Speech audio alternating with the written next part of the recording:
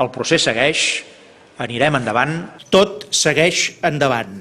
Ni un pas enrere. Ni un pas enrere no significava fer funcionar la República Catalana. Això sí que se sabia.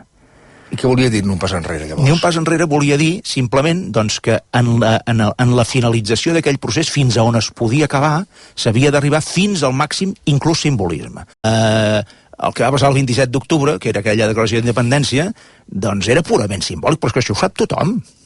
Perquè el 28 d'octubre què havia passat?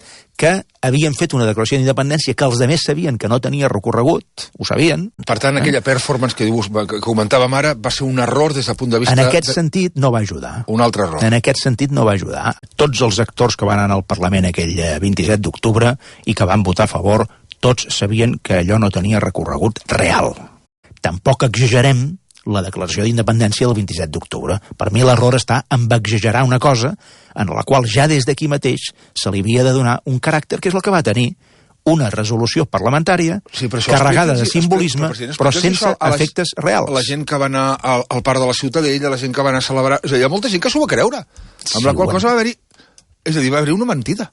No, jo crec que no era una mentida. Li torno a dir que en el món de la política no confongui la mentida amb la exageració d'una posició. Són coses diferents. Hi ha gent que se la va prendre com una mentida. La declaració del 27 d'octubre va ser una declaració formal, parlamentària i simbòlica. Però allò no és el que es va vendre.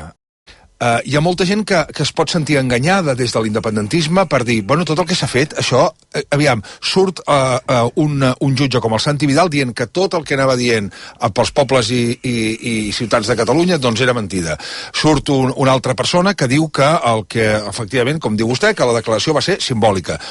Tots els actors hauran d'explicar a l'independentisme i en què es va enganyar. No ho posem només en el terreny de l'engany. Pensin que en el món de la política també hi ha un component, diguem-ne, simbòlic estètic, i és. I moltes vegades en el món de la política un argument s'exagera o s'infla per intentar quedar el millor ben posicionat possible davant d'una determinada opinió pública. Això passa. Això és un engany, doncs, sí. O és una exageració. En determinats moments de la història pot ser un engany. Molt bé, doncs pot arribar a ser un engany. Oriol Junqueras l'han castigat 15 dies sense sortir al pati.